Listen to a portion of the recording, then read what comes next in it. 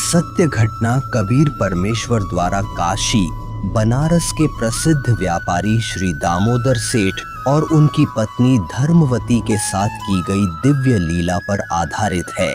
काशी नगरी में जन्मे दामोदर सेठ एक समृद्ध और प्रतिष्ठित व्यापारी थे। उनके पास एक विशाल जहाजी पोत था जिससे वे विदेशों में व्यापार करते थे। उनकी पत्नी धर्मवती धार्मिक स्वभाव की महिला थीं, जो परमात्मा में गहरी आस्था रखती थीं। धर्मवती, ओ धर्मवती, सुन रही हो?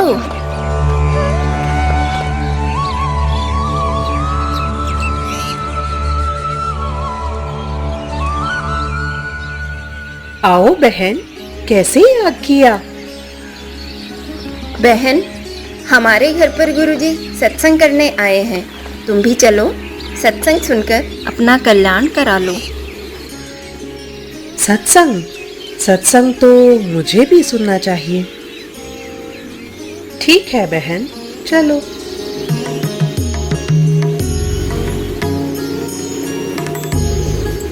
धर्मवती अपनी सहेली के साथ सत्संग स्थल की ओर निकल पड़ती है और वहां पहुंचकर सत्संग सुनने लगती है।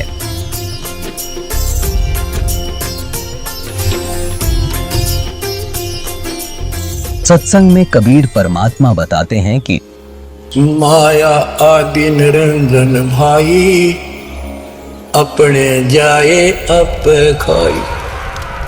ब्रह्मा विष्णु महेश्वर चेला, ओम सोहम का है खेला। सोन शिखर में धर्म अन्यायी, जिन शक्ति डायन में लपटाई। 1.25 लाख गहरा सैन्यत उठ दूती, माया आदि तकत की कुत्ती। 1.25 लाख घड़िए नत भंडे, हंसा उत्पत्ति परले डंडे। ये तीनों चेला पटपारी, सर्जे पुरुषा सर्जी नारी। खोखापुर में जीव बुलाए, 100 नरक वैकुंठ बनाए। यो अरहट का कुआ लोई, या गढ़बंध्या है सब कोई। कीड़े कुंजर और अवतारा, हर हट डोरी बंधु कोई और। अरब अलील इंदर हुए भाई, हर हट डोरी बंधे सब आही। शेष महेश और गणेश ताही, हर हट डोर बंधे सब आही। शुक्रादिक ब्रह्मादिक देवा, हर हट डोर बंधे सब खेवा। ये कोटिक करता फिरता देखा, हर हट डोरी कहो सुन लेखा। ये चतुर्बुद्धि भगवान कहावे, हर हट डोरी बंधे सब आवे। यो है खोखापुर का कुआ, याम पड़ा सो निश्चय मुआ। सुनियो सुरत सुहंगम डोरी, चलिए हंसा पुरुष किशोरी। सोहम पर अदली का डेरा, सत्य कबीर है साहेब मेरा।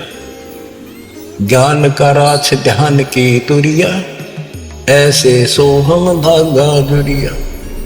पंड ब्रह्मंड अदली का ताना, जाका नाम कबीर दीवाना। धर्मराय मारत है बाटी, कोई हंसा पहुंचे ओ बट घाटी। धर्मराय मारत है बाटी, कोई एक हंसा उतरे घाटी।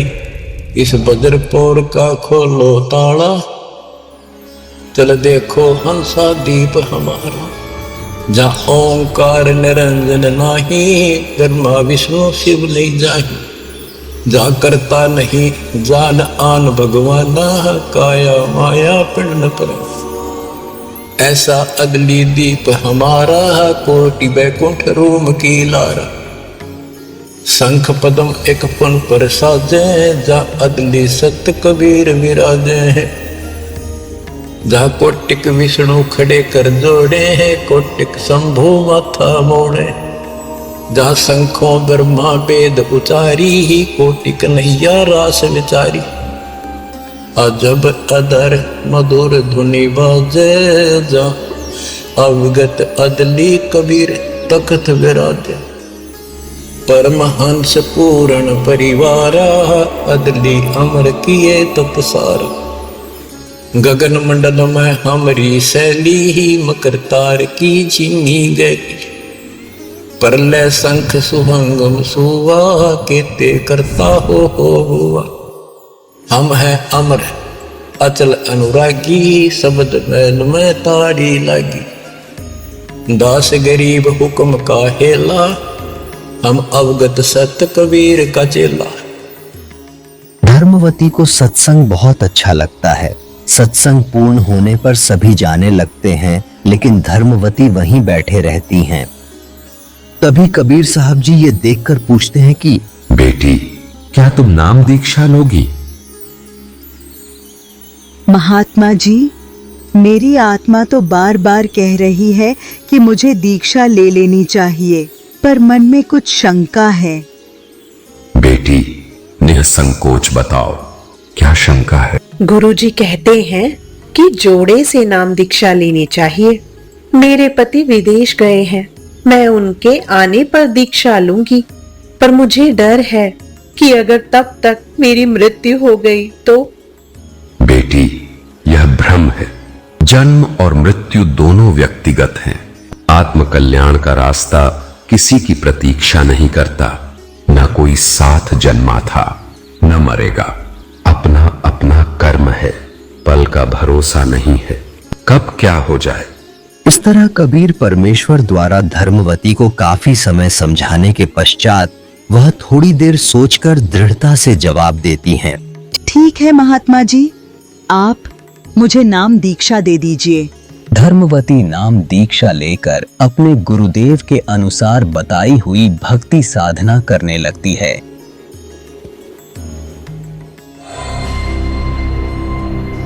धीरे धीरे समय गुजरता है और दामोदर सेठ विदेशों से व्यापार कर अपने घर लौट आते हैं।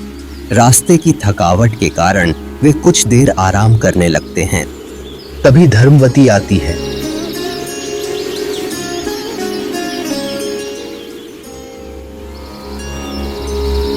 स्वामी, खाना बन गया है, खा लीजिए।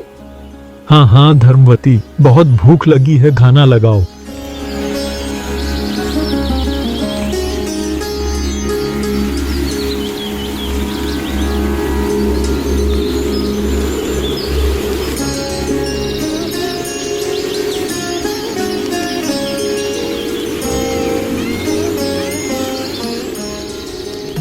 मुझे इन्हें सत्संग और दीक्षा के बारे में बता देना चाहिए।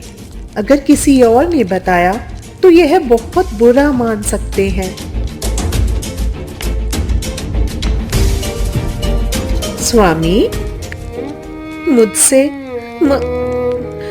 एक गलती हो गई है, मुझे क्षमा कर दीजिए।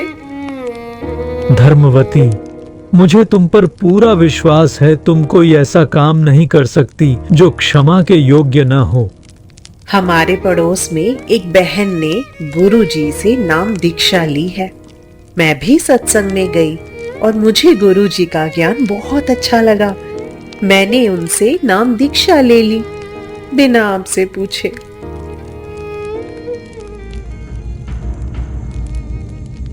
धर्मवती, तुमने बहुत अच्छा किया। भगवान की भक्ति सबसे बड़ा काम है। मैं तुमसे नाराज कैसे हो सकता हूँ। मुझे आज इन्हें सत्संग में ले जाना चाहिए। अगर इन्होंने एक बार सत्संग सुन लिया और देख लिया तो इन्हें विश्वास हो जाएगा। स्वामी, आज गुरुजी का सत्संग है, कृपया मेरे साथ चलिए।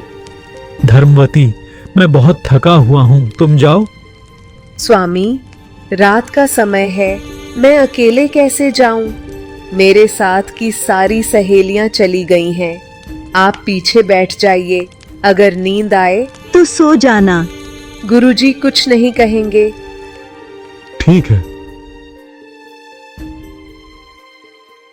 दामोदर धर्मवती की बात मानकर सत्संग स्थल की ओर बढ़ते हैं और पीछे जाकर शांत भाव से बैठ जाते हैं। आदि रमैनी अदली सारा, जा दिन होते धूम धूम कारा। सतपुरुष की ना प्रकाशा, हम होते तख्त कबीर खवासा। मन मोहिनी सिरजी माया, सतपुरुष कबीर एक ख्याल बनाया। धर्मराय सिरजे दरबानी, 64 युग तप सेवा ठानी। पुरुष पृथ्वी जाको दीनी, राज करो देवा रख आदीनी। ब्रह्मांड 21 राज तुम दीना, मन की इच्छा सब जग लीना। माया मूल रूप एक छाजा, मोहि लिए जिन्हों धर्मराजा। धर्म का मन चंचल चित धारा, मन माया का रूप विचारा। चंचल चेरी चपल चिरागा, या के पर से सर्व सौ जागा। धर्मराय किया मन का भागी, विषय वासना संग से जागी। आदि पुरुष अदली अनुरागी, धर्मराय दिया दिल से त्यागी। पुरुष लोक से दिया ढहाई, सहज दास के दीप चल आए बाई। सहज दास जिस द्वीपर हंता, कारण कौन कौन कुल पंथा। धर्मराय बोले दरबानी, सुनो सहज दास ब्रह्म ज्ञानी। 64 युग हम सेवा कीनी, पुरुष पृथ्वी हमको दीनी। चंचल रूप बया मन मोरा, मन मोहिनी ठगिया बोरा। सतपुरुष के नाम भाए, पुरुष लोक से हम चल आए। अगर दीप सुनत बड़ बागी, सहज दास मेटो मन पागी। बोले सहज दास दिलदानी, हम तो चाकर सत सैदानी। सतपुरुष से अर्ज बुझारूं, जब तुमरा भी मान उतारूं। सहज दास को किया पियाना, सत्यलोक लिया परवाना। सतपुरुष साहेब सर्वंगी, अभिगत अदली अचल अभंगी। धर्मराय तुमरा दरबानी, अगर दीप चल गए परानी। कौन हुक्म करी अर्ज आवाजा, कहाँ पठाऊं उस धर्मराजा। बही आवाज अदली एक साचा, विषय लोक जाति नो बाचा। सहज विमान चले अधिकाई, छिन में अपने द्वीप चल आई। हम तो अर्ज करी अनुरागी, तुम विषय लोक जाओ बड़ भागी। धर्मराय के चले विमाना, मान सरोवर आए प्राणा। मान सरोवर रहन न पाए, जहाँ कबीरा रूप में था ना लाए। बंक नाल की विस्मी बाटी, तहाँ कबीरा रोकी घाटी। इन पांचों मिल जगत बंधाना, 184 में जीव सताना। ब्रह्मा विष्णु महेश्वर माया, धर्मराय का राज बैठाया। यो खोखापुर झूठी बाजी, भीष्ट बैकुंठ दगासी साजी। कृत्रिम जीव बुलाने भाई, निजगर की तो खबर न पाई। 1.25 लाख उपजय नित हंसा, 1 लाख विनसे नित अंसा। उत्पत्ति कपति या परलय फेरी, हर्ष शोक जो राजम जेरी। 5 तत्व हैं परलय माही, सतगुण रजगुण तम गुण जाई। 8 अंग मिली है माया, पिंड ब्रह्मंड सकल बरमाया। या मैं सुरति शब्द की डोरी, पिंड ब्रह्मंड लगी है खोरी। श्वासा पारस मन गहरा को, खोल कपाट अमीर सचाको। सुनाऊं हंस शब्द सुन दासा, अगम द्वीप है अग है बासा। बहु सागर यम दंड जमाना, धर्मराय का है तलबाना। 5 ऊपर पद की नगरी, बाट विहंगम बंकी डगरी। हमरा धर्मराय सो दावा, बहु सागर में जीव भरमाया। हम तो कहें अगम की बाणी, जहाँ अभिगत अदली आप कबीर बिनानी। बंदी छोड़ हमारा नामम, अजर अमर है अस्थिर ठामम। युगन युगन हम कहते आए, जमजोरा से हंस छुटाए। जो कोई माने शब्द हमारा, बहु सागर नहीं भर में दारा। या मैं सुरती शब्द का लेखा, तन अंदर मन को किन देखा। दास गरीब कबीर की बाणी, खोजो हंसा शब्द सैदानी। सत्संग पूरा होता है। धर्मवती दामोदर के पास जाती हैं और पूछती है, स्वामी, आपको सत्संग कैसा लगा? नींद तो नहीं आई ना? धर्मवती, नींद कैसी? मुझे तो नाम दीक्षा लेनी है। क्या गुरुजी मुझे दीक्षा देंगे? हाँ स्वामी, गुरुजी सबको नाम दीक्षा देते हैं। दामोदर सेठ परमात्मा के पास आके हाथ जोड़कर बैठ जाता है और नाम दीक्षा देने की प्रार्थना करता है। सुनो लाला जी, आप देवताओं के पुजारी हैं। नाम दीक्षा लेने के बाद आपको अन्य उपासनाएं त्यागनी होगी। जैसे मैं बताऊं उसी प्रकार देवताओं की साधना करनी होगी। यह नियम है। क्या आप इसके लिए तैयार हैं? हे परमात्मा, मैं एक बनिया हूँ और सौदा करना अच्छे से जानता हूँ। जो ज्ञान आपने मुझे दिया है वह इस पृथ्वी पर कहीं और नहीं मिल सकता। अब मैं निर्णय कर चुका हूँ। आप मेरे गुरु हैं और मैं आपका चेला। मुझे दीक्षा दीजिए। मैं हर परिणाम सहने को तैयार हूँ। आप मेरे साथ रहिए। जो होगा देखा जाएगा। सेठ जी, मैं तो केवल एक धानक हूं और आप ठहरे लाला जी सेठ। आपकी बिरादरी आपको धिक्कारेगी। क्या आप यह अपमान सह पाएंगे? हे परमात्मा, मुझे किसी अपमान की परवाह नहीं है। मुझे आपके ज्ञान पर पूर्ण विश्वास है। मुझे दीक्षा दीजिए। जो कुछ भी होगा मैं सहने के लिए तैयार हूँ। इस प्रकार दामोदर सेठ अपने कबीर परमेश्वर से नाम दीक्षा प्राप्त कर उनके द्वारा दी गई भक्ति साधना करने लगते हैं और कुछ समय बाद अपने व्यापार के सिलसिले में वे फिर से जहाज से विदेश जाने की तैयारी करने लगते हैं।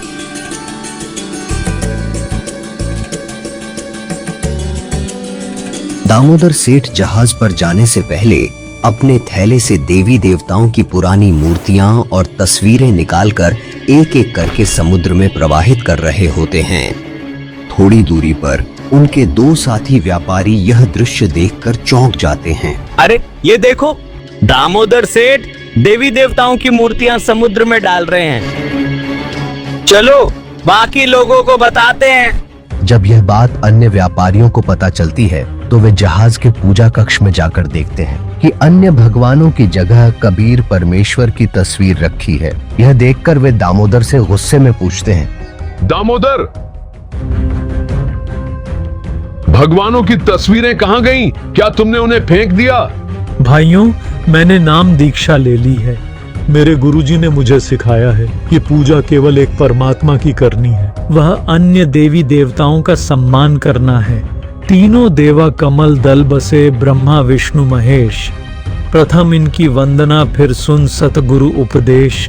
सतगुरु भक्त केवल अपने गुरु जी की तस्वीर रखता है। मैंने उन तस्वीरों को आदर पूर्वक जल में प्रवाहित कर दिया है।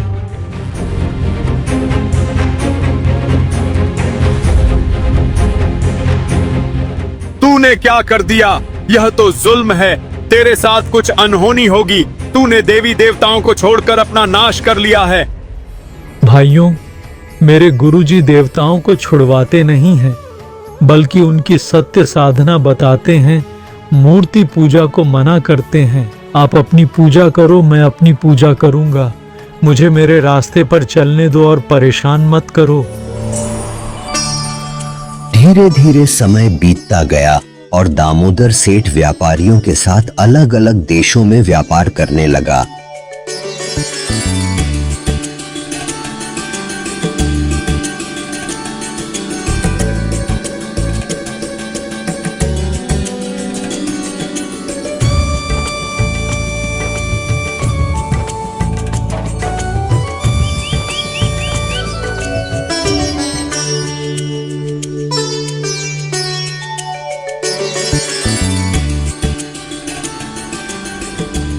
दामोदर सेठ अपने गुरु कबीर साहिब जी के बताए अनुसार भक्ति साधना करते रहते थे, जिसे देखकर अक्सर दामोदर के साथी कहते थे, देखो देखो, कबीर आ गया। साथियों, कोई बात नहीं, तुम मुझे चिढ़ाकर खुश हो लो, लेकिन याद रखना, परमात्मा का नाम लेने से तुम्हारी जीभ भी पवित्र हो रही है। समय बीतता है और सभी व्यापारी अपना अपना माल लादकर घर लौट रहे होते हैं। तभी बीच समुद्र में अचानक भयानक तूफान आ जाता है।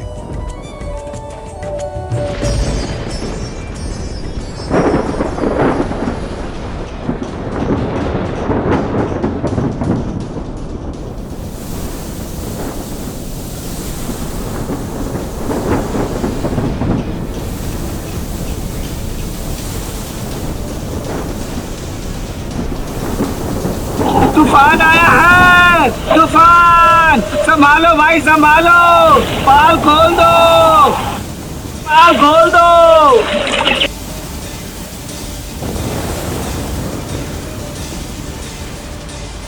सभी व्यापारी घबराकर अपने अपने भगवानों को याद करने लगते हैं। तूफान आया है, तूफान! संभालो भाई संभालो।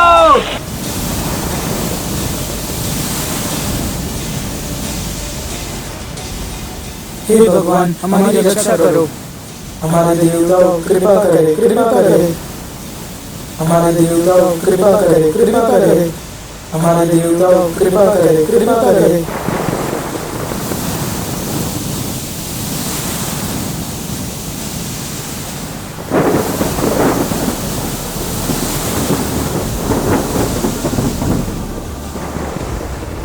धीरे धीरे तूफान और तेज होता जाता है और जहाज डूबने लगता है।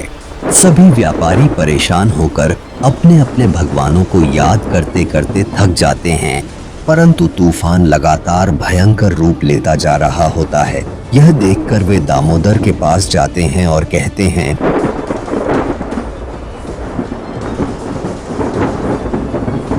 दामोदर भाई, सुना है सतगुरु के भगत की परमात्मा अवश्य सुनता है। क्यों ना आप अपने गुरुजी से प्रार्थना करें। भाइयों, मेरे गुरुजी तो गरीब से है। आप सभी के देवता इतने ताकतवर हैं, जब आप बचोगे तो मैं भी बच जाऊंगा। भाई कहते हैं सदगुरु के भगत की परमात्मा अवश्य सुनता है, आप याद करो। ठीक है भाइयों, पर आप सभी बैठ जाइए, फिर यह मत कहना कि हमारे देवताओं ने बचाया। भाई बैठा नहीं जाता, जान गले में अटकी है तो अर्ज कर ले, हम कुछ नहीं कहेंगे।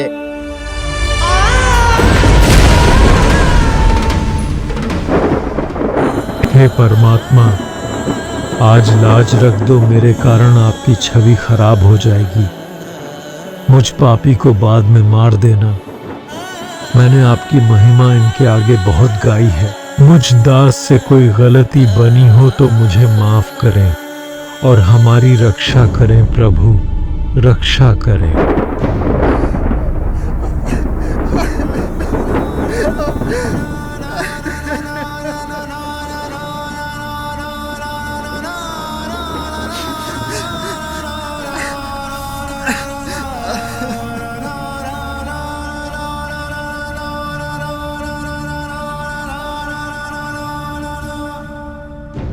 दामोदर सेठ के हुए थे अकाज, अर्ज करी डूबता देख जहाज। दामोदर सेठ के हुए थे अकाज, अर्ज करी डूबता देख जहाज। लाज मेरी रखियो गरीब नवाज, समुद्र से पार लंघाने वाले। लाज मेरी रखियो गरीब नवाज, समुद्र से पार लंघाने वाले। धन धन सतगुरु सत कबीर भक्त की पीड़ मिटाने वाले।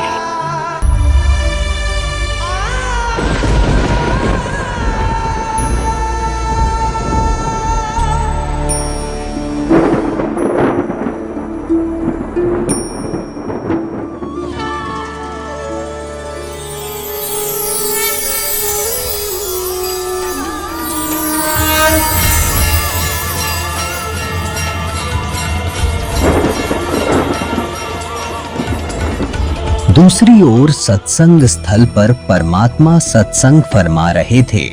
उनके शरीर से शरद ऋतु में भी पसीना छूट रहा था। परमात्मा चेहरे पर हाथ फेरकर पसीने पूछकर झटकते हैं तो जिस श्रद्धालु के छींटे लगते हैं वह पूछता है, हे परमात्मा, इतनी सर्दी में आपको पसीना क्यों आ रहा है? यह पसीना नहीं है, मेरा एक भक्त दामोदर सेठ है।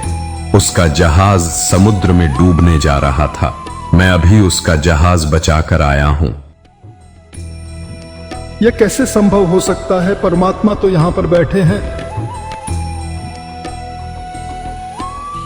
दूसरी ओर समुद्री तूफान शांत हो गया था और दामोदर बेहोश पड़ा था। दामोदर सेठ के साथी उसे इस हालत में देखकर उस पर पानी के छींटे मारने लगे, जिससे दामोदर को होश आ गया।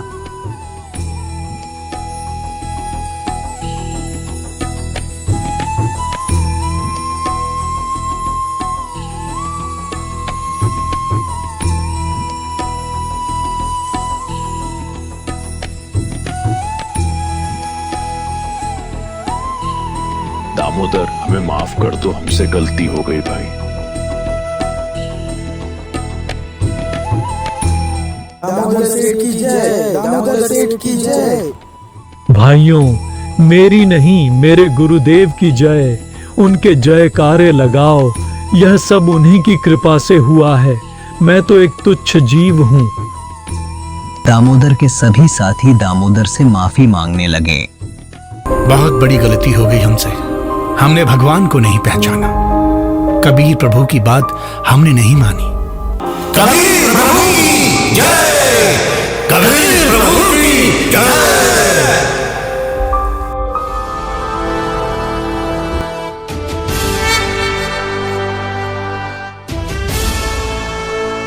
कुछ समय बाद जहाज तट पर पहुंच गया। सभी व्यापारी दामोदर को अपने कंधों पर बिठाकर जयकारे लगाने लगे। कबीर प्रभु की जय, कबीर प्रभु की जय।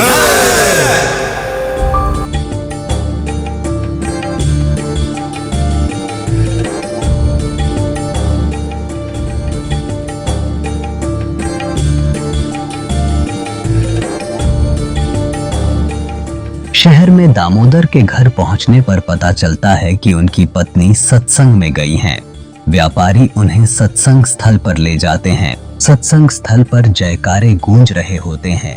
कबीर प्रभु की जय, कबीर प्रभु की जय। यह देखकर परमात्मा कहते हैं, बाहर देख कर आओ, इतना शोर कैसे हो रहा है।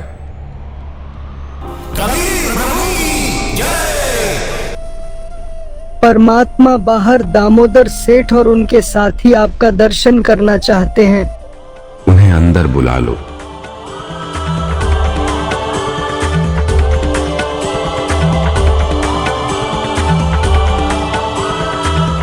सभी व्यापारी हाथ जोड़कर परमात्मा से क्षमा मांगने लगते हैं।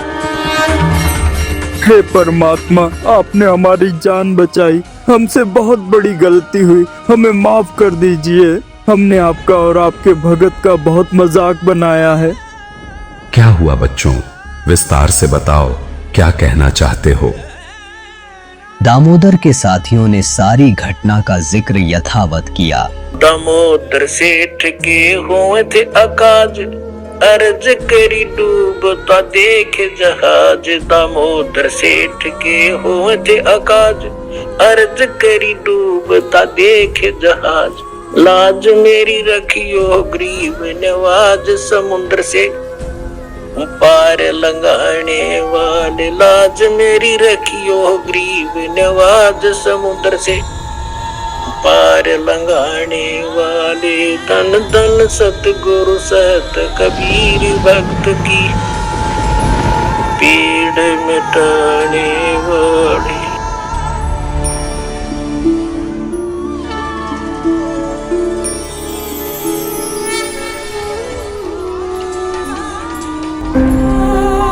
कबीर प्रभु, हमको माफ करना, हमने आपको पहचाना नहीं। जिसे सुनकर परमात्मा ने कहा, बच्चों, मैं ही वहां गया था, मैंने ही तुम्हारी रक्षा की। यह आपका सौभाग्य है कि आपने सत्य को पहचाना। अब नाम दीक्षा लो और अपने जीवन को सार्थक बनाओ। सारे श्रद्धालु दामोदर और सभी सेठों की बातें ध्यानपूर्वक सुनते हैं, और जिन्होंने परमात्मा के बारे में सोचा था कि परमात्मा ऐसा कैसे कर सकते हैं, वह तो हमें यहाँ पर सत्संग सुना रहे हैं और कह रहे हैं कि दामोदर सेठ का जहाज निकाल कर आए हैं। उनको भी अपनी गलती का एहसास हुआ और उन्होंने भी परमात्मा से माफी मांगी। हे परमात्मा, हमने आपके ऊपर अविश्वास दिखाया, हम नीचों को भी माफ कर दो दाता। अंत में दामोदर सेठ के सभी साथी परमात्मा से नाम दीक्षा लेते हैं और अपना कल्याण कराते हैं। कबीर प्रभु की जय, कबीर प्रभु की जय। दर्शकों, यह 2D एनिमेशन वीडियो संत रामपाल जी महाराज के सत्संग प्रवचनों का अंश मात्र है। संपूर्ण आध्यात्मिक ज्ञान प्राप्त करने के लिए अवश्य सुनिए संत रामपाल जी महाराज के मंगल प्रवचन।